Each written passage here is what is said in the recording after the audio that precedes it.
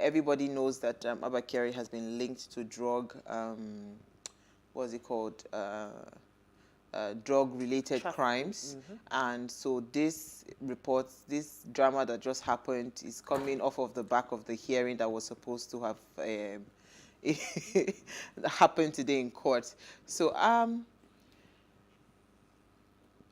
like what is going on, that we're beginning to understand that, first of all, that quote that Abacha had said, that if crime stays beyond 24 hours, you should just know. Yesterday, Uti had sent me this story, and I wanted to link it up to this Abba Kyari story so that we understand the gravity of where we are when it comes to drugs and crime in this country. So the particular general overseer of a church, I think, what's the name of this church now?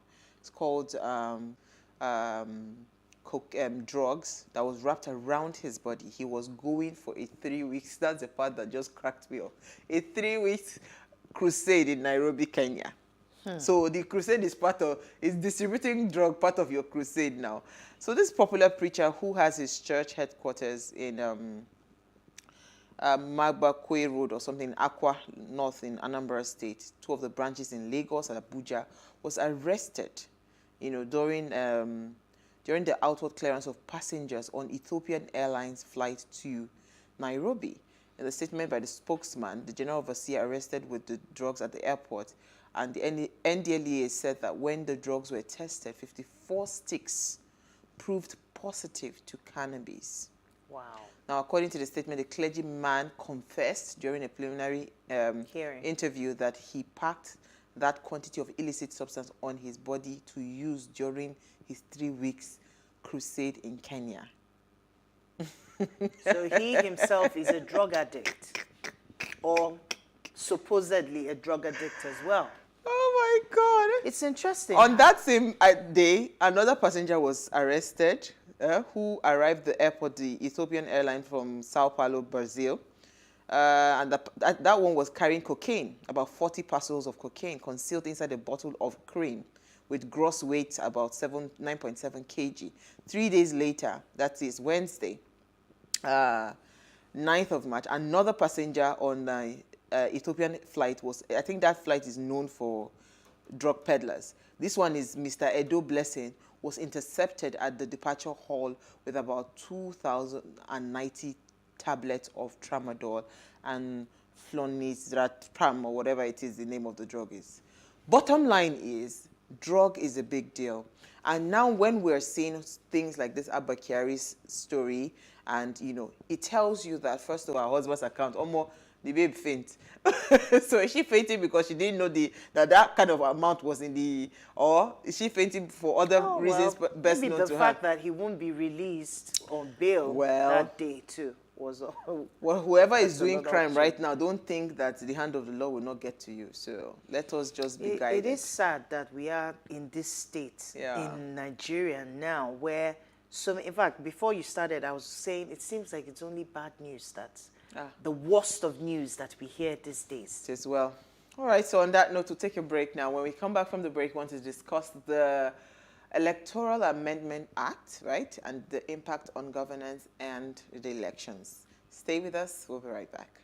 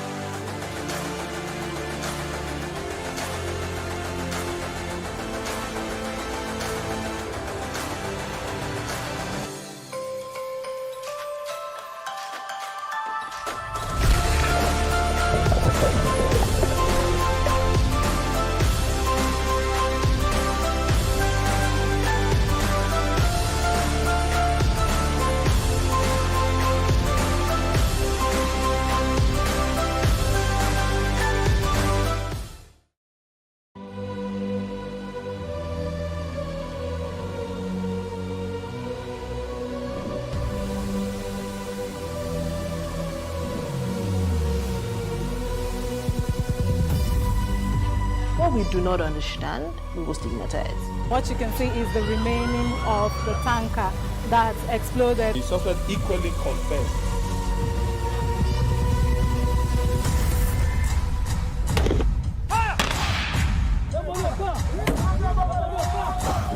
Now 500 naira they collect them. If you no talk, then go beat you. Now 2,500 they pay.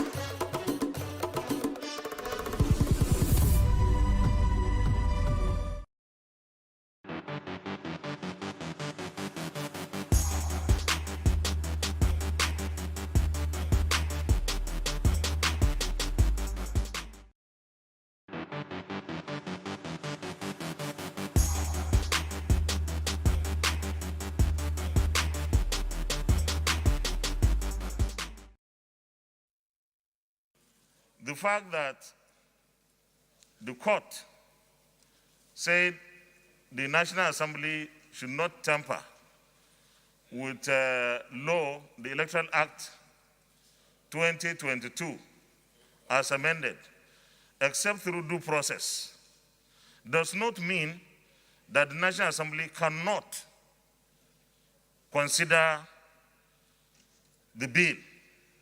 So I think we are not breaching any law. In fact, we are trying to promote democracy by doing this. Because to do otherwise, one day someone will go to court and say that the Senate or the National Assembly should not sit. So I want to please appeal to all of us that we are on the right course, and my ruling remains that we are going ahead to consider the proposal, the request, which the leader of the Senate is leading the debate. All right, thanks for staying with us. Now, the Senate threw out President Muhammadu Buhari's bill seeking to amend the Electoral Act 2022. The bill, titled A Bill for an Act of Amend, to amend the Electoral Act 2022 for related matters 2022, was overwhelmingly rejected by the senators, a development that effectively stopped its second reading and passage. Now, the bill scaled the first reading on Tuesday, March 8th, despite an order of the Federal High Court, Abuja, that barred the Senate from considering it. Now, the court, in a ruling delivered by Justice Iyang on the ex parte application by the People's Democratic Party, barred President Muhammadu Buhari, Attorney General of the Federation, and the Senate President from tampering with the newly amended Electoral Act 2022. Now, the court maintained that the Electoral Act 2022, having become a valid law, could not be altered without following due process of law. Now, with the 2023 elections getting closer, because that's the one that concerns me, it is important that we pay attention to things like this. And what is the Electoral Act, and how does this impact elections and general governance in general? Now, please, let us hear what you have to say. Remember, you can join the conversation. Send us an SMS or WhatsApp to 081-803-84663. Should I be asking you a question, or we should just move on? Let us just go to the professional. I think that was a wise decision. I have tried to understand this thing, Norma. I've gone through it. I have no idea. I really, this is not my forte. So why do they make politics so complicated for us? Maybe they should have started teaching us politics from nursery school. That is the challenge right there. Because in other climes, from the high school, you already know what they start. At least the simple details at this, and that's why every American, for example, knows their right. So we need to. It's something that I don't have any comment on that this. needs to be paid attention to. But thankfully, we have our guest now. Badebo Road Bible was the PDP 2019 senatorial candidate for Lagos West at 35, and one of the beneficiaries of the Not Too Young to Run movement. He is an MIT-trained architect with a master's in public policy from the University of Lagos. He has interest in architecture, design, construction, and commodity trading, and he's a friend of the house. And he's joined us live in studio. Thank you so much, JRV. Pleasure to be here. We are super happy to have you. We are happy to have you. Always a pleasure to be here. Because this conversation, first of all, I need to understand something. Why, what's the involvement of PDP in this Electoral Act amendment? Because there was a part where they said PDP said that they should not go to, or took them to court or something. What exactly is going on with and what is this, first of all, the Amendment Act, the Electoral Amendment Act, what is it? Okay, so the amendment was an attempt by the legislature to deepen our democracy. Okay. That is the summary of it. There have been several things that have been going on in our elections that do not have any legal backing. So, for instance, the card reader that we use, we're using it, but it does not have an official legal backing. A document that says... A document that says this is an accepted way to conduct an election. It was an innovation that the law had not yet caught up with. Okay. You also have situations where, for instance, when you want to consider overvoting, normally there's a total number of accredited voters. That is all the people that have come out that want to vote. So that number, if the total people that vote is higher than that number, there's an overvoting that has happened. Now, the amendment says that that is a factor to consider overvoting. I mean, it's very commonsensical, but it was not in the law. And that always made the whole process of fighting after the election, yes, and trying to prove your case, it made it difficult. Another issue that I think is really good, there are a number of really big wins there. There was the one of, if an INEC officer declares a result under duress, INEC itself can revise that election or revise that actual vote or voter result at that point. Normally, you have to go to the tribunal. So this is empowering INEC. So a lot of their staff that have to declare results because someone is kidnapped or at gunpoint can actually make this complaint, and INEC has the power to revise that. Then there is the legislative backing, I think I've mentioned that, of the card reader, and then legislative backing for electronic transmission, transmitted directly to the server. In the article case in 2019, we're always talking about the server, because there was a lot of faith in that result that was transmitted, but it was not powered by law, so it could not be admitted into the case. The part that says, if you are a political appointee, so you're a minister, you're a commissioner, you're a chief of staff, basically your position was not earned by a mandate or by an election. It was by appointment. It was by appointment. You must step down from your position to before contest. You can contest. Okay. So that then creates a whole new dynamic, and is very, very interesting. So, and there are different people that it affects. One, the person that wants to be a politician, that wants to contest, you now will not be running against a sitting minister.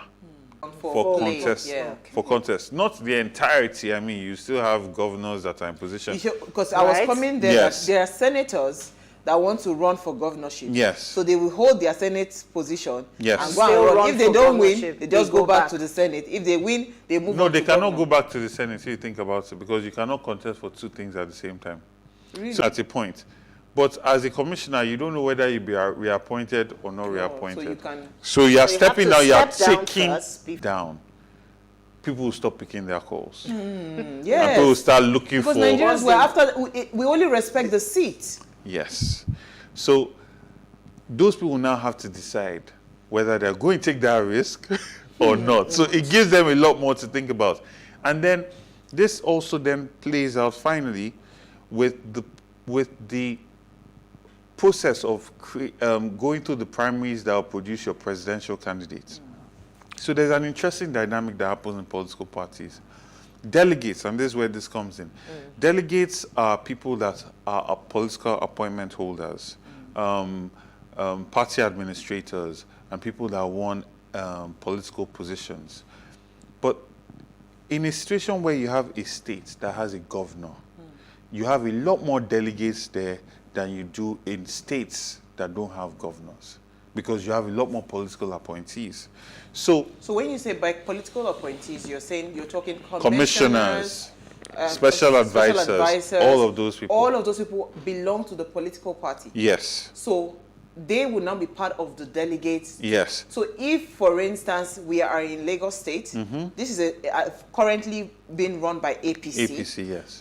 There's also PDP that is trying to come out in Lagos State. Yes. So what you're saying is, if they do the convention, the delegates for APC will be much more than a PDP. Is that what Okay, you're saying? so now so the convention is within the party. Yes. Okay. Right, so it separates it. Okay. So for instance, let's use your example. Delegates in the entire country, right?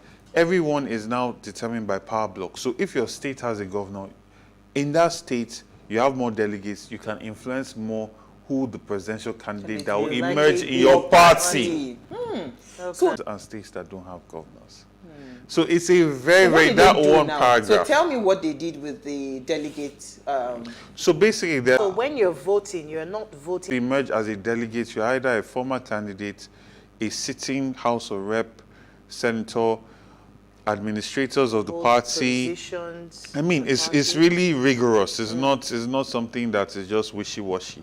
But now they're saying if you're a political appointee, you cannot be a delegate and you cannot be in position and run for office.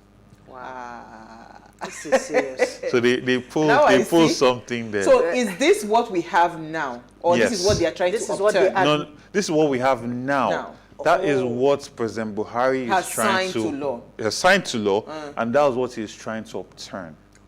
He is the one trying to. That's what his letter is saying. His letter is saying that for him, you are disenfranchising the people in position. So that is what his letter is saying. This is interesting. And the Senate is saying no.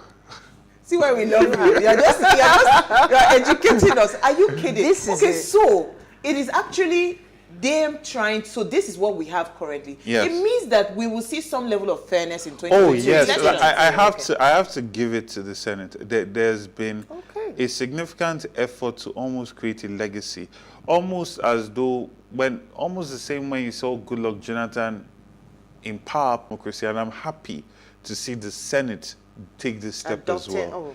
It's something to be happy about.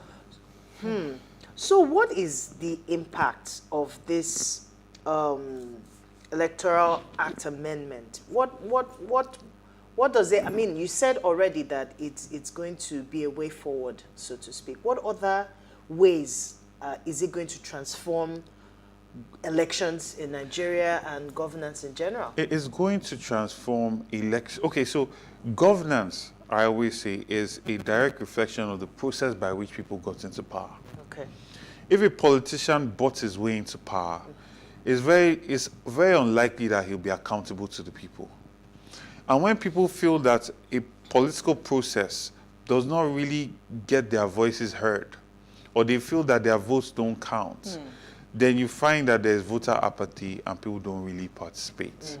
So all of these things coming together to define the outcome of the political process. But the political process itself, once there's more transparency, once people feel that there's a lot more, relevance to their votes, to coming out, then they'll participate more. And it's with our results. And in my experience, when I was there, it was tallying. So normally, you have your election happens at your polling unit, and then that polling unit result is taken to your ward. Now, from your ward, it goes to a local government. Then they announce a result that, okay, these are the people that won in this local government. Those results are then taken to the State Collation Center where they announce the governorship results. Now, it's at the ward collation that you start to see all the magic. Will not be avoided because directly from the polling unit, results are transmitted.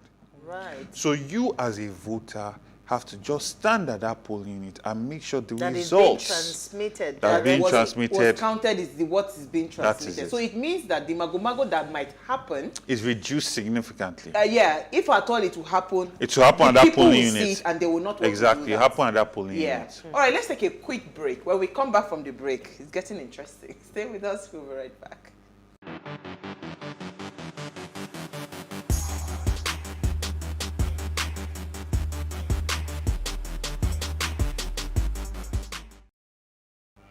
Elections and governance, right? And please let us hear what you have to say. Remember, you can join the conversation. Send us an SMS or WhatsApp to 081-803-84663.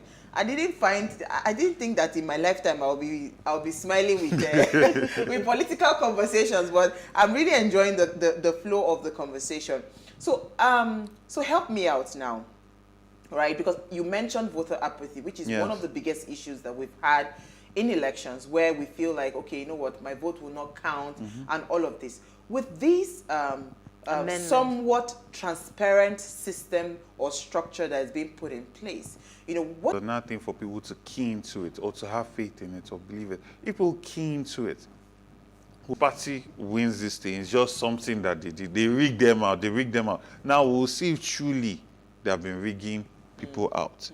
At the same time, I think that politicians will now have the strength to put their all in because they believe they have a potential possibility to actually win the election.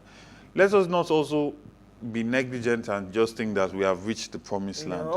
Obviously, there are still, I mean, if you are voting and then some thugs come and just scatter everybody, chase everybody away, and it's just the agent there with the thing, whatever, to admit that it was under duress. And that vote, they will be cancelled. But now there's a technicality to that because they will come and scatter where you are strong. Yes, because I was coming there, because when you say declare under duress, they can tell the officer, you declare because it's not the candidate that they want to win that is winning. You're gaining ground against a particular party. So there'll be all sorts of technicalities. How do we make sure that doesn't happen? That's the work of the party. That's the work of the party agents. That's the work of intelligence within parties, because people are constantly looking for how they'll do things that are negative and spoil it. You also want to make sure that what is good comes out as good. So that's the work of political machinery. So what is the, sorry my darling, I want to ask you a question. What is the proof that, or what is the relief that we should have that some president will not come tomorrow and say this thing, you know what, it's not working, I have to overturn it? Because clearly this doesn't suit a politician. Really, in the sense of it, based on what you've said. So how do we make them see this vision that, we want to clean up our electoral system, and nobody will come up tomorrow and say they want to upturn this? I think that's a mistake to think that it doesn't suit a politician, because it was a entire legislative house full of politicians that pushed this thing through. You know, sometimes God they say God works in mysterious ways. You know, sometimes things. See, I think that anybody that fundamentally gets into politics comes in with a love for country. The process changes people to different extents. When you look back at the history of some of these people, you see they started, it was a positive start. You know, so I mean, like I gave an example of Goodluck Jonathan introducing the card reader. He did not have to do that, right? But he felt it's important to deepen democracy, and every government that comes in owes it to themselves to deepen democracy. So I do not see, just the way they've not upturned the card reader, I don't see this happening. I mean, it took a lot to get to this point. I don't see it happening. I believe that it will be further deepened. And see, this is the story of every country, every institution in terms of internationally that we look at and we clap for them. They did not start this way. In America, they were buying votes the way we are buying here. It was up for the highest bidder. They were overvoting. But through a process, over a period of time, and people believe in democracy, they clean it up. And politicians will work with the system you give them. If tomorrow you say that all of them should be, you must have a master's degree to run, you say everybody go back to school. For the everyday Nigerian, what does this mean for them? It means that you have a more transparent election process. It means that your voice and your vote is going to count a lot more. It means you should take elections seriously and you should get involved, because it is I tell people, every 4 years, you get one chance, one day, to mark and let the politicians know how you have been treated and what you think of them. If you decide, your voice is going to count a lot more. So you have to take that chance and, you know, get involved. Perhaps of cannabis for a crusade by name Reverend Ugochukwu In my own view and understanding, I don't think this man is a true man of God. I think he is a world-class ritualist or a fake man of God. A real and true man of God cannot do this. He should be made to face the music as an example to others who claim to be men of God. Sister Norma, you are very much welcome. We missed you a lot and still looking beautiful as ever. This is from Daniel Elo, your regular fan. Thank you so much, Daniel. Okay, everybody's saying, well, it's looking beautiful. This is not the conversation. Thank you. I look beautiful. All Thank right. you. Yeah, Okay, Norma, so I have a comment here. It says, Uwa, my sister, for emphasis.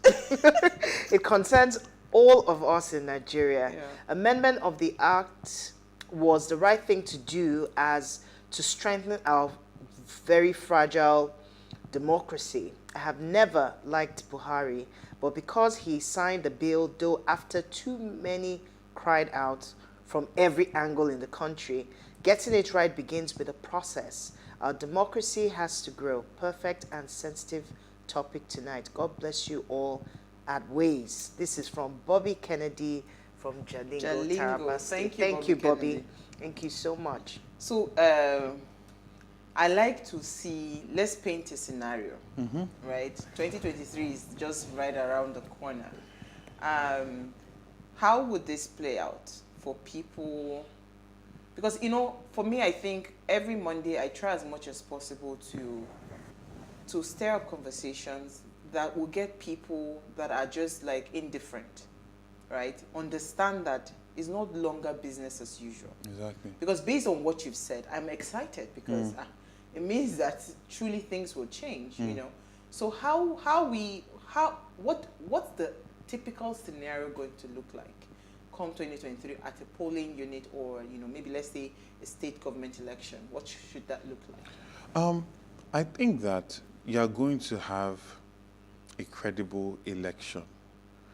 Honestly, when I look at the Lagos election in 2019... You sound very optimistic. No, yeah, because when I look at the Lagos election in 2019, yes, there was violence in some places, but relative to the total number of polling units, it was generally a peaceful election. There were maneuvers that happened at night, like I've given you instances of, because people just start adding zeros to tens, making tens hundreds, making 5, 54, and all of that, 59. But these things are now done away with. The whole idea that you are going to win at the collation center has changed. Your victory starts at your polling unit and is transmitted directly to a server. And you are keeping track of that.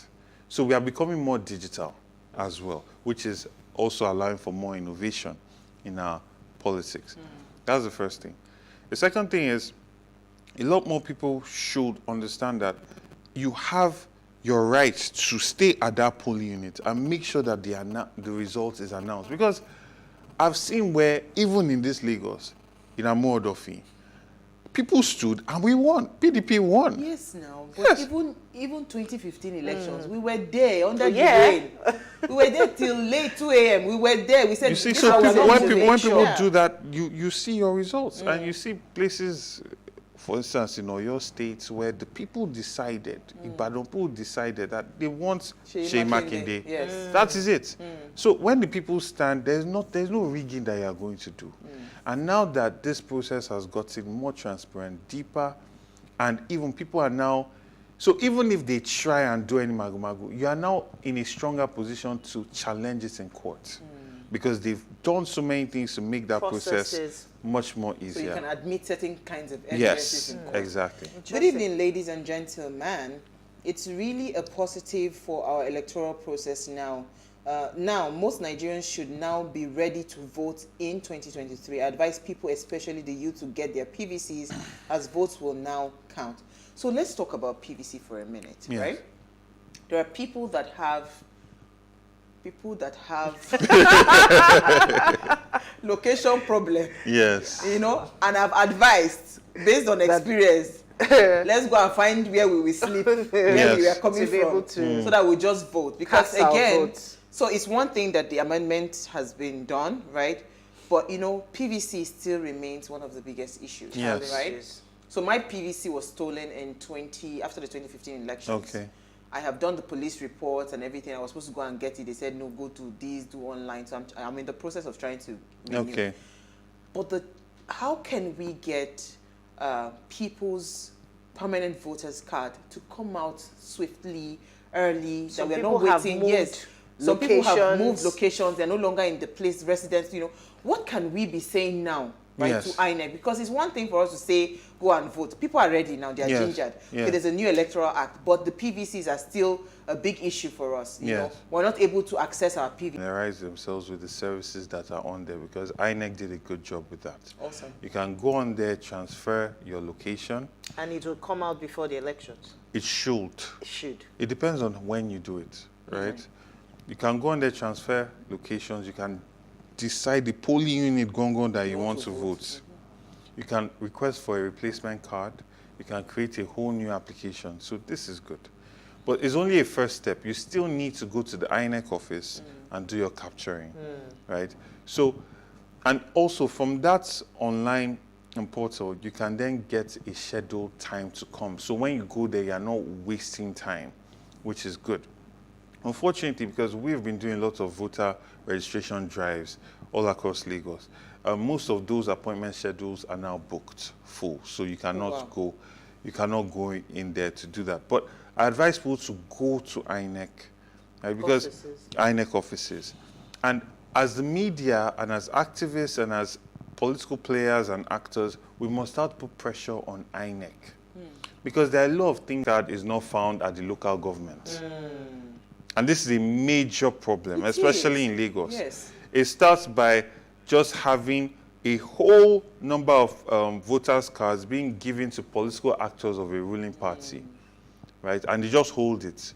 So those people are disenfranchised, they cannot vote. So, JRV, how do we hold them accountable? So, do we have, like, so for instance, you are running for an office, Yes. you know, in 2023. Yes. Do you have, like, a team that people can say, you know what, I can come to you, you know, because imagine if you have agents to make sure that, we are taking it step by step. I'm the leader. As we are helping people register, we are keeping a database of these people so that we'll follow up with them. We're going to be following up to make sure that they get their cards. And we're going to also put pressure on INEC. You see, the reason why this Electoral Act was signed was because everybody with one voice was speaking to Bryce saying, you need to sign this. Now he has done that. We now need to take that same energy and put it on INEC. Yes. Right? There must be a transparent process by which people should know their voters' cards are ready.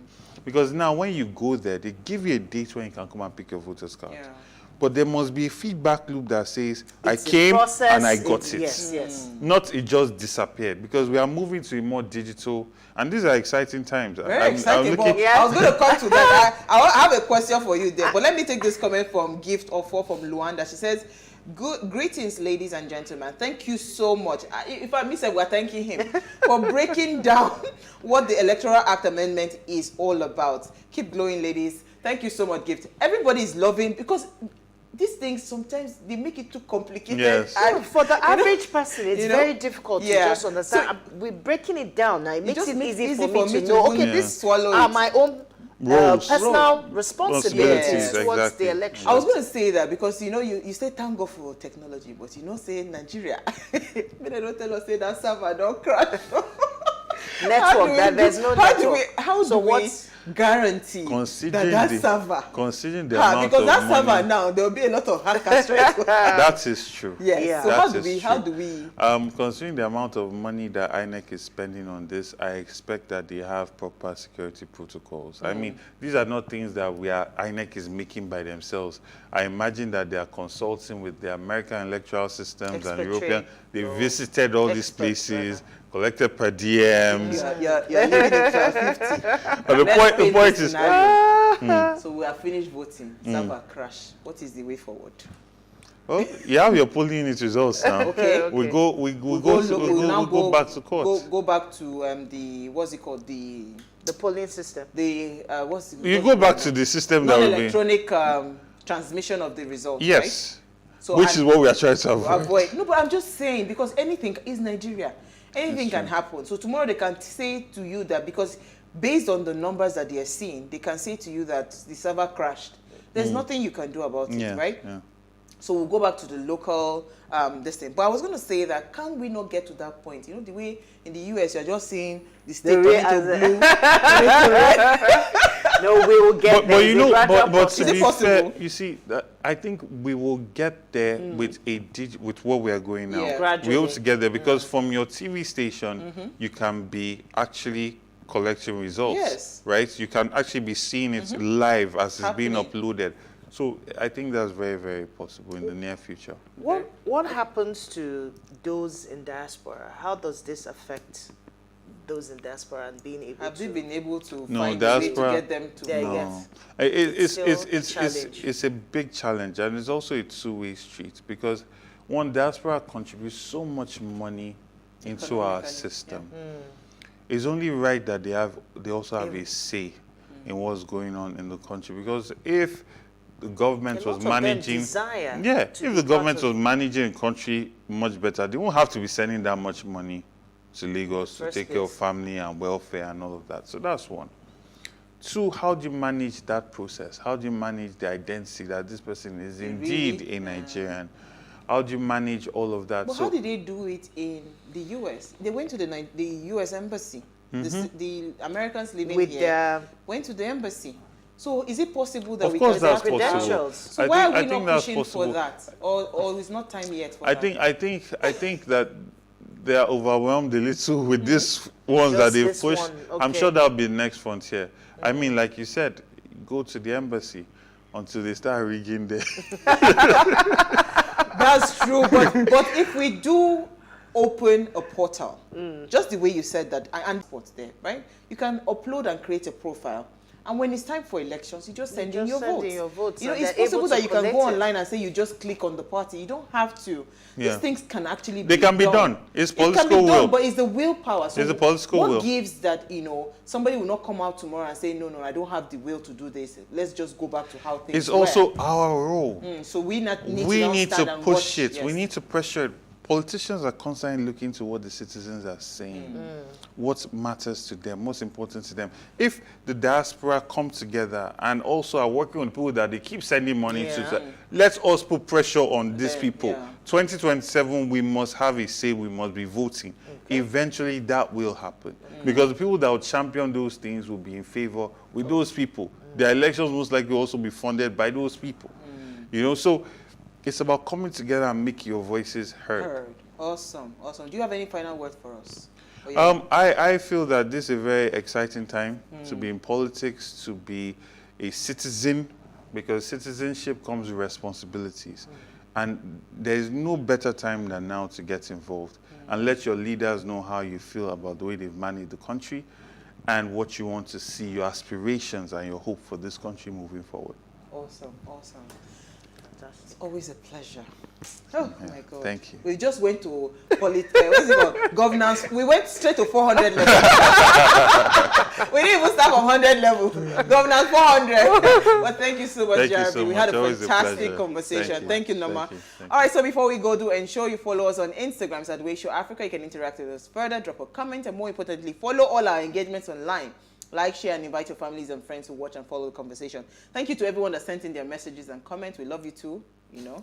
All right, so if you missed today's quote, here it is again. It seems to be impossible to hold a credible election without reforming the electoral system. So for us to go further and have a credible election in this country, some of these amendments are very critical, and we're happy that it's coming to light. So we know that more and more of that will come for us, hopefully.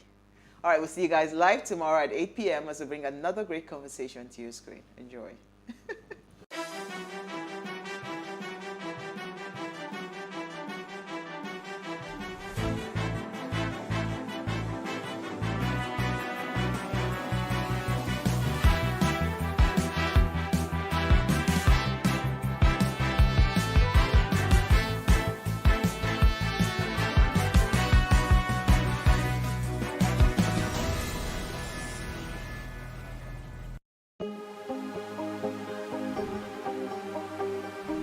This is it for upcoming artists to blow in Nigeria.